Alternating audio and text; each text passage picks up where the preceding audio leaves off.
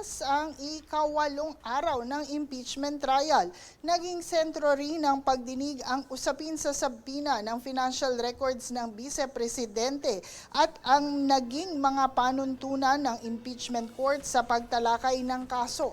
Mula sa Senado, narito nag-uulat si Jade Buhoy. Ika-8 araw na ng impeachment trial ni Vice President Sara Duterte at lumantad na si National Bureau of Investigation o NBI Director Attorney Melvin Matibag bilang testigo. Dito binigyang paalala naman ni Senate Impeachment Court Presiding Officer Francis Cheese Escudero ang mga senator judges na iwasang tawaging banta ang mga pahayag ni Vice President Sara Duterte habang nagpapatuloy pa ang paglilitis at sa halip ay tukuyin lamang ang mga ito bilang mga pahayag ng Vice Presidente upang hindi magkaroon ng paunang konklusyon sa kaso. Inatasan din ni Escudero si Matibag na iwasang magbigay ng pahayag hinggil sa mga miyembro ng impeachment court at anumang usapin na may kinalaman kina Senador Alan Peter Cayetano at Pia Cayetano. Samantala ay giniit ng House Prosecution Panel na hindi maituturing na fishing expedition ang kahilingan nilang sabina para sa bank at tax records ni Vice President Sara Duterte at kanyang asawa na si Attorney Mance Carpio dahil nakabatay ito sa mga partikular na dokumento at mga ebidensyang nauna nang iniharap kabilang ang ulat ng Anti-Money Laundering Council.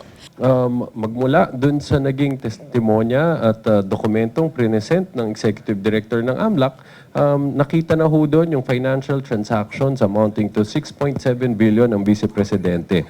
At tukoy na ho doon yung specific bank accounts.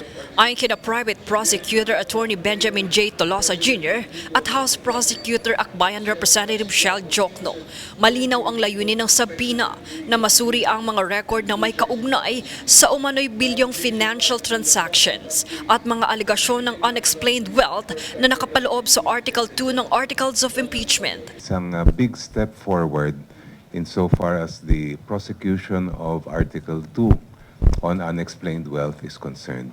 Pero gusto ko rin bigyan diin na ito ay isang developing story.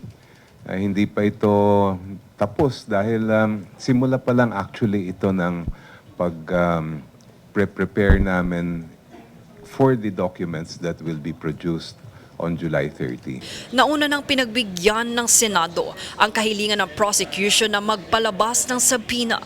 Matapos nitong magpasya na may kaugnayan at mahalaga ang mga dokumento sa paglilitis at hindi ito maituturing na simpleng paghahanap lamang ng posibleng ebidensya.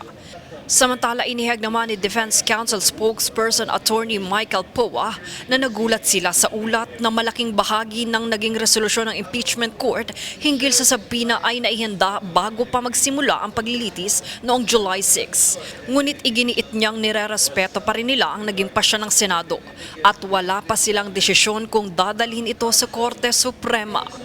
Even if the ruling is favorable, whether it's favorable or adverse to you, you really have to respect. Or else, diba, yun nga yung pinaglalaban namin rule of law, diba? So, kung kami mismo hindi susunod sa rules, hindi naman magandang ehemplo yon. Patuloy namang inaasahan ang susunod na pagdinig habang nagpapatuloy ang presentasyon ng mga testigo at ebidensya ng magkabilang panig sa impeachment trial laban kay Vice President Sara Duterte. Magpapatuloy ang paglilitis sa mga susunod na araw habang inaasahang haharap pa ang iba pang mga testigo at ilalahad ang karagdagang ebidensya ng prosecution at defense. Nananatili namang nakatuon ng pansin ng publiko sa mga susunod na hakbang sa impeachment court sa pagresolba sa mga isyong nakapaloob sa Articles of Impeachment. Jade Buhoy, nag-uulat para sa Golden Nation Network.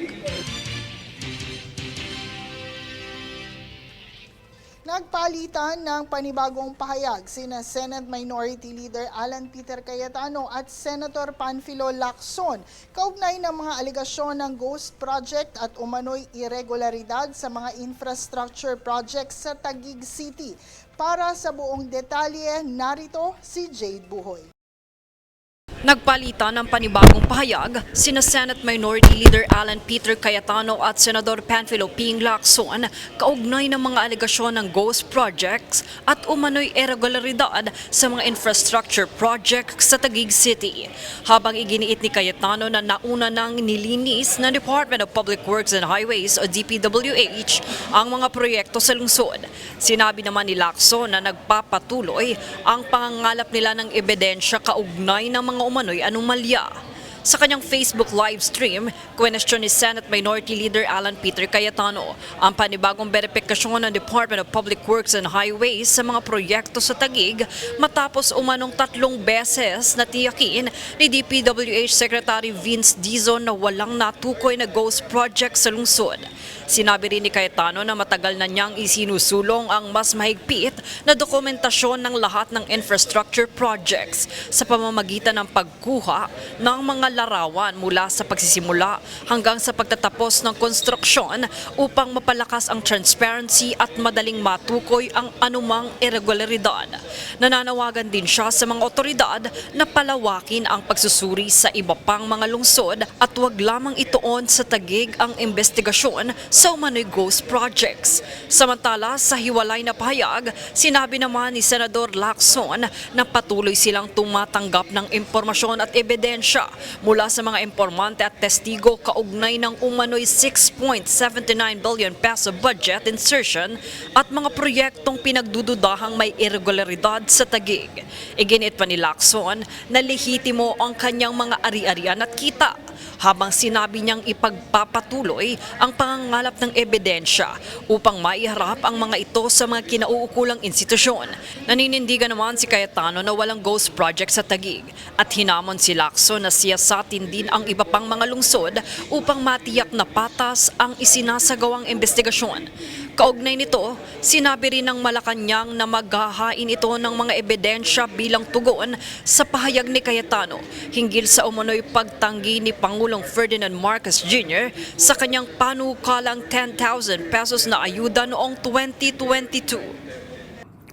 Kahinaan ni Senator Alan Cayetano, kabagalan, at hindi at walang kakayanan sa pagtupad sa kanyang pangako ay huwag niya pong ipahid sa ibang tao. Akuin niya mismo kung ano ang kanyang kakulangan. Sa ngayon, wala pang pinal na resulta ang mga kinauukulang ahensya kaugnay ng mga alegasyong nagpapatuloy sa mga beripikasyon at investigasyon. Jade Buhoy, nag-uulat para sa Golden Nation Network. Sa iba pang balita, kinumpirma ng Department of Migrant Workers o DMW na 2 Pilipinong tripulante ang nasawi.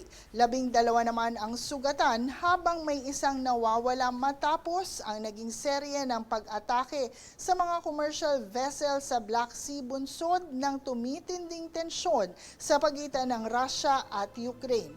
Ayon kay DMW Secretary Hans Leo Kakdak, as of July 20, 9 na barko ang may kargang 139 Filipino seafarers ang naiulat na kabilang sa drone strikes habang patungo o nakadaong sa mga port ng Ukraine at Russia. 4 sa mga sugatan ay nakabalik na ng Pilipinas habang ang 8 ay kasalukuyan pang ginagamot at tumatanggap ng psychological support. Nakipag-ugnayan na rin ang DMW sa mga pamilya ng 2 nasawing seafarer at nangakong kanila itong bibigyan ng tulong. Bukod sa nasabing bilang ng nadisgrasya, 124 sa mga tripulante ang kumpirmadong ligtas na. Ayon pa sa DMW, patuloy ang kanilang pagmomonitor sa patuloy na pagtaas ng insidente ukol sa seguridad nitong nagdaang 2 linggo na may kaugnayan sa mga pangkalakalang barko na nag-ooperate sa Black Sea. Samantala, inihayag ng Department of Energy o DOE na Pilipinas ang may pinakamataas na singil sa kuryente sa Southeast Asia. Ito ay matapos bahagyang mahigitan ng 0.093 centavos per kilowatt hour ang Singapore nitong buwan ng Hunyo, kung saan umabot sa 12 pesos and 43 centavos kada kilowatt hour ang average power price sa bansa. Iniuugnay ng DOE ang mataas na singil sa kuryente dahil kuryente ang patuloy na limitasyon sa supply, partikular sa Visayas kung saan ang pagkawala ng kuryente ay nag-udyok sa paggamit ng mas mahal na langis. Habang naitala rin sa Metro at Mega Manila ang pinakamataas na singil sa kuryente ng Meralco na 14 pesos and 48 centavos per kilowatt hour noong Hunyo. Kaugnay nito, dahil sa panibagong tensyon sa Middle East kung saan inaasahan muli ang taas presyo sa langis, nagbabala ang DOE na posible pang tumaas ang singil sa kuryente sa mga susunod na buwan. Manatiling nakatutok para sa higit pang mga balita sa pagbabalik ng News Force.